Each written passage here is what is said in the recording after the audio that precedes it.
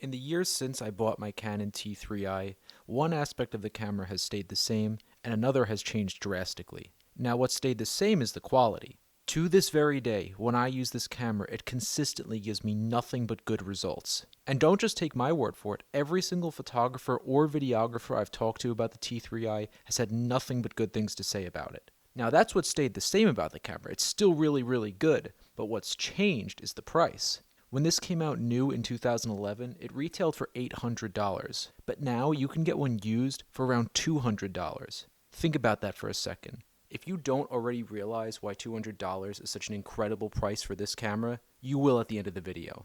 Now, this video will not be just another generic review where I soullessly recite the specs. You could watch a million other videos or read articles that have already done that. For this video, I'll be specifically focusing on what it's like to own and use this camera today and why it's such an amazing deal at $200.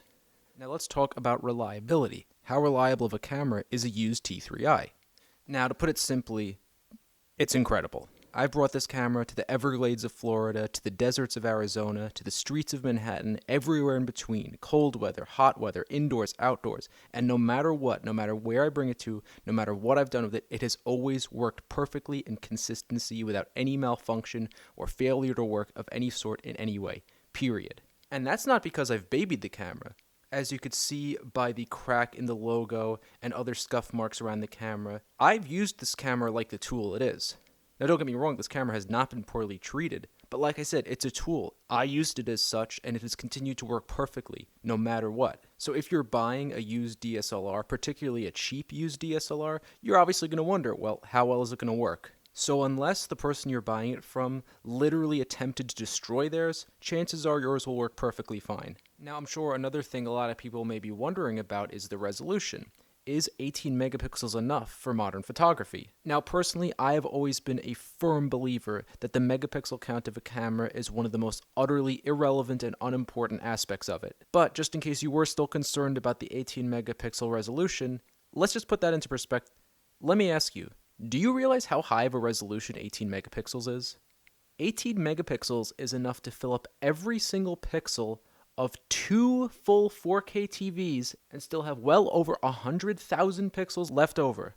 Or think of it this way, 18 megapixels is enough to fill up every single pixel, but 8.5 full HD TVs, or over 18 720p displays. So if the megapixel count was a concern for you, let me ask you this. At what point will you actually need 18 megapixels worth of resolution? Now, another one of the strong suits of the T3i I always bring up is the video mode. This has an incredible video mode, especially when you consider how absurdly cheap the camera is now. You have fully manual video, 5 different frame rate options, multiple resolution options, a microphone input, and fully manual audio adjustments, just to name a few of the features. Just think about how amazing that is for only $200. Now, I'm sure some people are thinking, oh, it doesn't have 4K, and it can't shoot at a Googleplex frames per second, yada yada blah, whatever. But let me remind you, this is a $200 camera. What you actually get for your money is absolutely astonishing. If what you want is the best budget video camera for your money, this is the one to get, period. No doubt about it. Now, one more thing I want to discuss is potential alternatives, because you'd think there'd be a lot of other similarly priced cameras that are similarly good deals, right? Well, maybe not. Now, the first alternative to a T3i a lot of people may consider is one of the newer models of this. For example, the T6i or the T7i, whatever. Now, those are good cameras, but here's the thing. I would never recommend anyone get one of those cameras. Because here's the thing. For the $700 you'd spend to get a new T7i, you could get a used Canon 6D. For the $600 it would cost you to get a new T6i, you can get a used 5D Mark II. So if you have $600 or $700 to put towards a camera, you would have to be out of your mind to spend that money on a new beginner camera rather than use professional camera. So that's not an option. But what about on the other hand? What about older versions of the T3i, like the T2i or T1i, or maybe lower tier cameras like the T3 or T5? And sure, those may end up being cheaper, but they're not as good of a deal, because the video modes on those cameras are so much more limited. Even though they may end up actually costing less, you're getting less camera for your dollar because those have some significant limitations, particularly with video mode. So it wouldn't make sense to get anything cheaper than a T3i.